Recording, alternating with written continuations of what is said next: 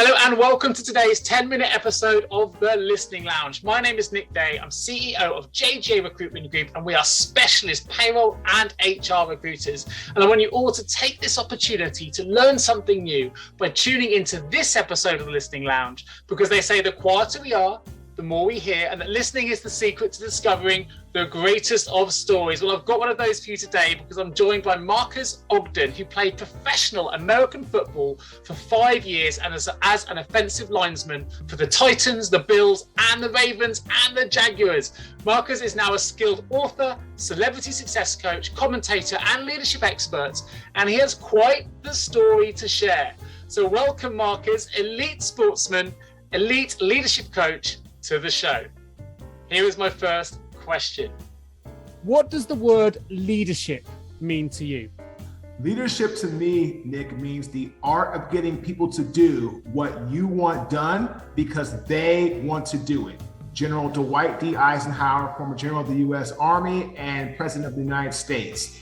It's about getting people to see that they are part of a bigger cause than themselves. Great leaders like Dr. Martin Luther King Jr., Rosa Parks, Mother Teresa, Winston Churchill were all great leaders that were able to get others to support a cause, but at the same time, Nick, they serve a cause greater than themselves. Love that. What a great way to kick off the show. As you know, we've had some amazing leaders on this podcast show in the past. We've got some fantastic leaders that listen to this podcast. And of course, you wrote a very successful book that actually really, I guess, propelled you into the spotlight as well with the reviews and the accolades that it received. It was called The Success Cycle. And I wondered, within that book, you also talk about an acronym, which is LEAD, L-E-A-D. So I wonder if you could tell us a bit about the book and a bit about that acronym, if you can break it down for us. Sure. So the book is called The Success Cycle. It was published in 2020. It focuses on 3 major factors, Nick: ambition, create your blueprint for your life; drive, be inspired over motivated; and hard work, focus on yourself, not the competition. The acronym LEAD is leaders, engage, adapt, deliver. Great leaders are actively self-inspired self-starters. They don't have to wait for somebody to tell them what to do, where to be, how to get things done. That's not how they are. They're very just, I'm gonna go get it done and let's get it done today. They are engaging. They look at you in conversation. They pay attention to you. They don't look at their phone. They're not distracted. They're very focused on the task at hand. Adapt. As we all know, Nick, with the global pandemic, adapting, if you couldn't do it, you were gonna struggle immensely. For sure. So that's all about pivoting, tweaking, making changes to get from where you are to where you wanna be. And then D is deliver. When the lights are on, when it's time to go, deliver a top quality product all day long. Fantastic. Love that. I love the way you emphasis on drive as well. As you say, to be successful, you've got to have that drive. You've got to have that wish to want to do it and to be able to deliver.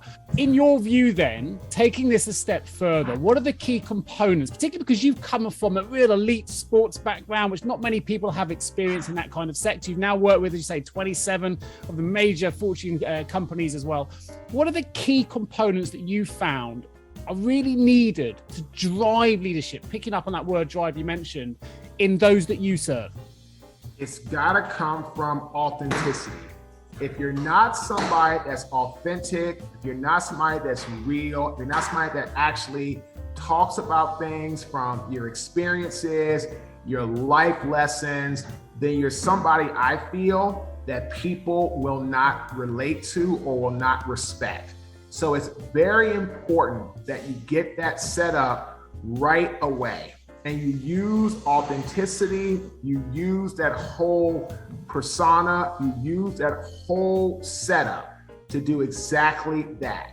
Get yourself in a position where people can understand that you're coming from a place of experiences, living it, and that I feel is gonna help you separate yourself and be a more humble, more realistic, more engaging, creating an emotional connection with people type of a leader.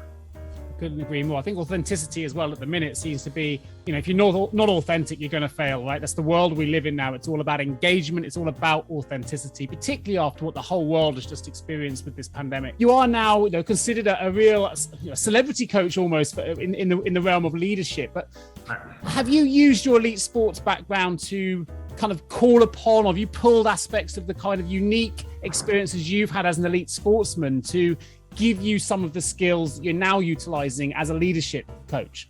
Oh, absolutely. Especially, Nick, around mindset, developing and sustaining that thought process to get you from where you are to where you want to be. That is huge. And if you don't have that type of mindset to be someone that says that can bend but never break, then you won't succeed as a leader. Because as a leader, you have to perform under high, and most of the times, high intensive pressure situations.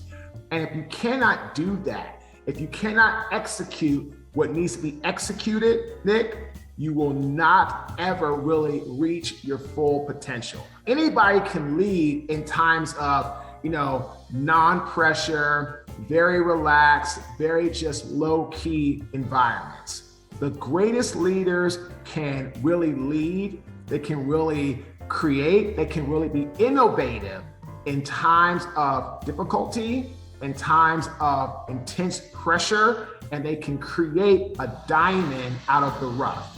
So that's what it's really all about as a leader, being able to have that mindset to bend if things get difficult, which it does, but never break under any circumstances. How much of this is nurture versus nature? Because you've got a brother who's a Hall of Famer NFL player as well, and to have two people in the same family make it to the top of elite sports is very, very rare. Has this been instilled in you from a very young age to be driven to push, or have you had to find this from inside yourself, or is it a bit of both? A bit of both. So we literally came from that perspective of getting things done through nature. But again, as we've grown, as we have developed, it's been also nurture, learning, process, growth, strategy, and how to approach things at that level. So it's a little bit of everything. It's just a good combination. And I really feel that it comes from, you have to have that certain type of psyche, that certain type of mental capacity from a young age, right? Born with it, or at least have been around it for a long time, where it's like nature in secondhand. But as you grow older and you want to become a more in-depth, a more sophisticated, a more very seasoned leader, then nurture, where you're learning from people, learning from others' mistakes, getting coaching, listening to podcasts like yours, all those different parts are going to be really big in that regard.